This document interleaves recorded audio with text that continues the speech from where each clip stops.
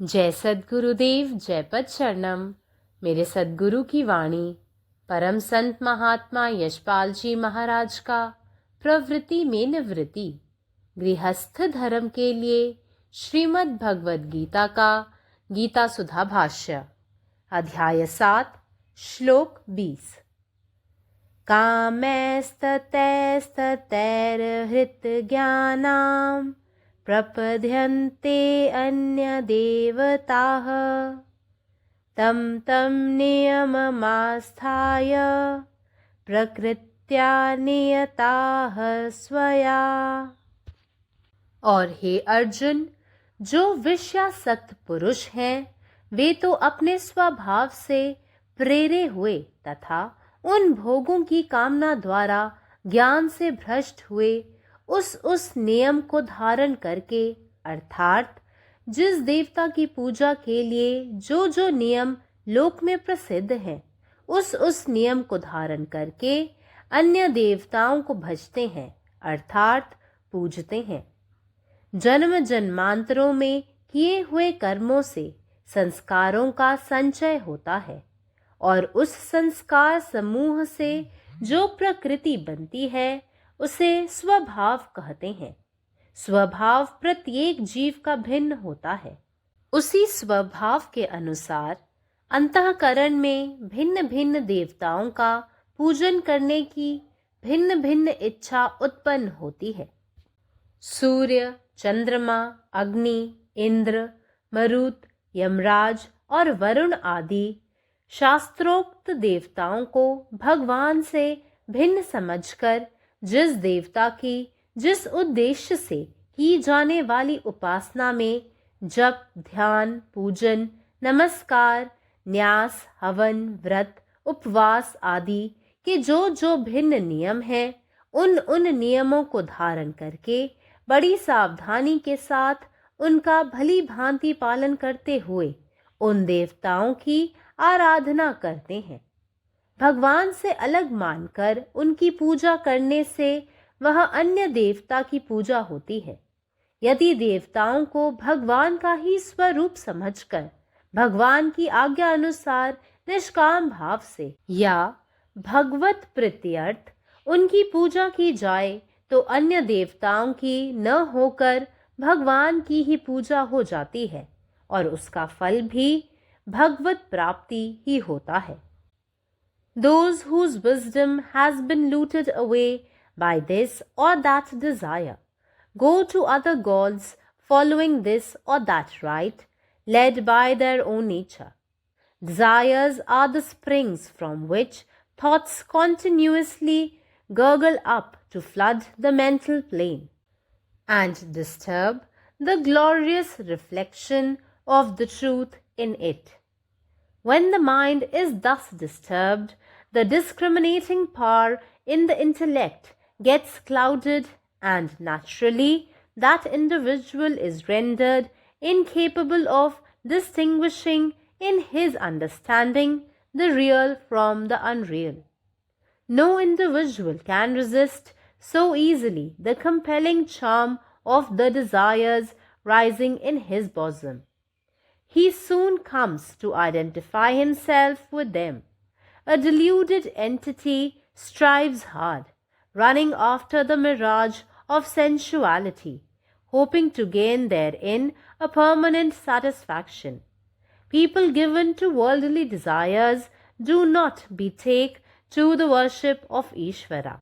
The devil of the low desire in them makes them mistake little ends as great ones. Accordingly, they choose to propitiate minor deities with suitable rites. Their attainments and nature are so low as that. Healing disease, winning litigation, walking on water, trifling psychic and occult powers, such as these, appeal most to men of base mental make. But the true devotees give no thought to those vulgar things. They are solely intent on gaining the gracious vision of the Lord. Om.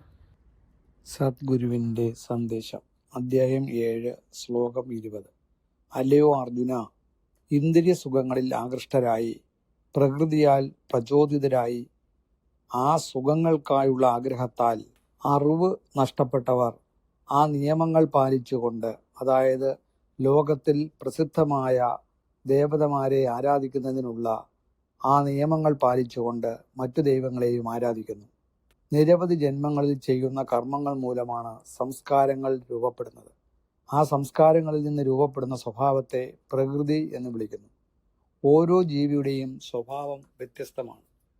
ഒരേ സ്വഭാവം അനുസരിച്ച് വ്യത്യസ്ത ദൈവങ്ങളെ ആരാധിക്കാനുള്ള മനസ്സിൽ വ്യത്യസ്ത ആഗ്രഹങ്ങൾ ഉദിക്കുന്നു.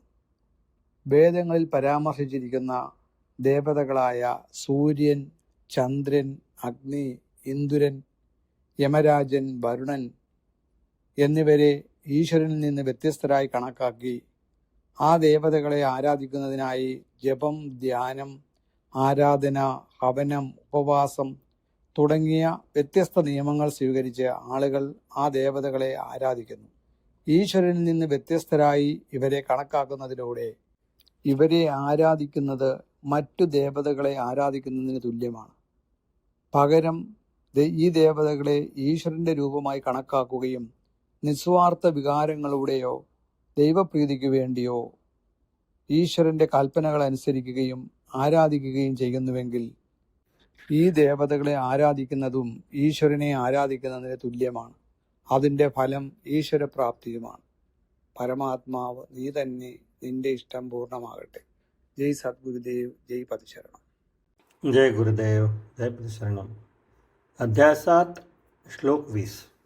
आणि हे अर्जुना, जे लोक इंद्रिय सुखांनी ग्रस्त आहेत, त्यांच्या स्वभावाने प्रेरित आहेत आणि त्या सुखांच्या इच्छेमुळे त्या ज्ञानाने भ्रष्ट आहेत, ते त्या नियमांचे पालन करून, म्हणजेच जगात प्रसिद्ध असलेल्या देवतेची पूजा करण्यासाठी त्या नियमांचे पालन करून इतर देवतांची पूजा करतात. अनेक जन्माने केलेल्या कर्मामुळे संस्कार जमा होतात आणि त्या संस्काराच्या संचातूनच निर्माण होणाऱ्या स्वभावाला प्रकृती म्हणतात. प्रत्येक जीवाचा स्वभाव वेगळा असतो. त्याच्या स्वभावानुसारच वेगवेगळ्या देवांची पूजा करण्यासाठी विवेकात वेगवेगळ्या इच्छा निर्माण होतात. शास्त्रात उल्लेख केलेल्या सूर्य, चंद्र, अग्नी, इंद्र, मारुत, यमराज आणि वरुण इत्यादी देवतांना देवापासून वेगळे मानून लोक त्या देवतांची पूजा, जप, ध्यान, पूजा, नमस्कार, हवन, उपवास इत्यादी वेगवेगळ्या नियमांचा अवलंबन करतात. त्या द्वैतेची पूर्ण करण्यासाठी आणि त्याचे योग्यरित्या पालन करण्यासाठी त्यांना देवापासून वेगळे मानून त्यांची पूजा करणे म्हणजेच दुसऱ्या देवतेची पूजा करणे. जर देवतांना देवाचे रूप मानले गेले आणि देवाच्या आदेशानुसार निस्वार्थ भक्तीने किंवा देवाच्या प्रसन्नतेसाठी त्यांची पूजा केली गेली तर इतर देवांची पूजा केली जात नाही, तर देव आहे आणि त्याचे परिणाम देखील देवाची प्राप्ती आहे. ज्यांचे ज्ञान या किंवा त्या इच्छेने लुटले गेलेले आहे ते स्वतःच्या स्वभावाच्या मार्गदर्शनाखाली या किंवा त्या विधीचे अनुसरण करून इतर देवांकडे जातात. इच्छा म्हणजे असे झरे आहेत की ज्यातून सतत विचार बाहेर पडत असतात आणि मानसिक स्तरावर पूर येतो आणि त्यातील सत्याचे तेजस्वी प्रतिबिंब बिघडवतात. जेव्हा मन अशा प्रकारे विचलित होते तेव्हा बुद्धीतील भेदभाव करण्यासाठी शक्ती अंधुक होते आणि स्वाभाविकच ती व्यक्ती वास्तव किंवा असत्य यांच्यातील फरक ओळखण्यास असमर्थ होते. कोणतीही व्यक्ती आपल्या हृदयात उठणाऱ्या इच्छांचा आकर्षणाच्या इतक्या सहजपणे प्रतिकार करू शकत नाही. तो लवकरच त्याच्याशी स्वतःला जोडू लागतो. भ्रमित अस्तित्व कामुकतेच्या मृगजळाच्या मागे धावत त्यात कायमचे समाधान मिळविण्याच्या आशेने कठोर परिश्रम करतात. सांसारिक इच्छांना बळी पडलेले लोक ईश्वराची पूजा करत नाहीत. त्यांच्यातील नीच इच्छांचा राक्षस त्यांना लहान ध्येयाचे मोठे समजतो आणि त्यानुसारच ते योग्य संस्कारांनी लहान देवतांना प्रसन्न करण्याचा पर्याय निवडतात. त्यांच्या प्राप्ती आणि स्वभाव इतका नीच आहे. उदाहरणार्थ रोग बरे करणे, खटले जिंकणे, पाण्यावर चालणे अशा क्षुल्लक मानसिक आणि गूढ शक्ती, नीच मानसिक आणि गूढ शक्ती नीच मानसिक वृत्तीच्या लोकांना सर्वात जास्त आकर्षित करतात.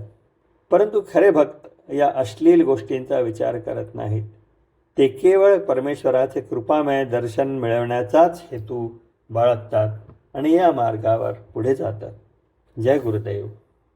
నా సద్గురు సందేశము గీతాసుధ పరసత్మాత్మ శ్రీ యశ్పాజీ మహారాజ్ వారిచే ప్రతిపాదించబడిన ప్రవృత్తిలో నివృత్తి గృహస్థ మార్గంలో గీతాభాష్యము అధ్యాయము 7 జ్ఞాన విజ్ఞాన యోగము శ్లోకం 20 కామైశ్చైర్హృత జ్ఞానాః ప్రపద్యంతే న్యదేవతాః తం తం నియమమాస్తాయ ప్రకృత్యా నియతాస్వయా. మరియు అర్జున, విషయాసక్తులైన పురుషులు తమ స్వభావంతో ప్రేరేపితులై ఆయా భోగాలపై కోరికచే జ్ఞానభ్రష్టులై ఆయా నియమాలను ఆచరిస్తూ ఉంటారు. అనగా ఏ దేవతలు పూజించడానికి ఏ నియమాలు లోకంలో ప్రసిద్ధి నుండి ఉన్నావో ఆయా నియమాలను ధారణ చేసి ఇతర దేవతలు భజిస్తారు, అనగా పూజిస్తారు. జన్మ జన్మాంతరముల్లో చేయబడిన కర్మలచే సంస్కారములు రాశి ఏర్పడుతుంది. ఆ సంస్కారముల సమూహముచే ఏ ప్రకృతి తయారవుతుందో దాన్నే స్వభావం అని అంటారు. ఈ స్వభావం అనేది ప్రతి జీవికి వేరువేరుగా ఉంటుంది. ఆ స్వభావమును అనుసరించి అంతఃకరణలో వేరువేరు దేవతలను పూజించాలని రకరకాల కోరికలు కలుగుతూ ఉంటాయి. సూర్యుడు, చంద్రుడు, అగ్ని, ఇంద్రుడు, వాయువు, యముడు మరియు వరుణుడు మరొక శాస్త్రాలు చెప్పిన దేవతలను భగవాన్ని కన్నా భిన్నమైన వారిని భావించి ఆ దేవతలను ఉద్దేశించి చేయబడే ఉపాసనల్లో జపము, ధ్యానము, పూజ, నమస్కారము, న్యాసము, హవనము, వ్రతము, ఉపవాసము మొదలైన ఏ భిన్న భిన్న నియమాలు ఉన్నాయో ఆయా నియమాలను ధారణ చేసి ఎంతో జాగ్రత్తగా చాలా చక్కగా వాటిని పాటిస్తూ ఆ దేవతలను వీరు ఆరాధిస్తారు. భగవాన్ కన్నా వేరిని అనుకుని వారిని పూజించుడిచే అది అన్ని దేవతల పూజ అవుతుంది.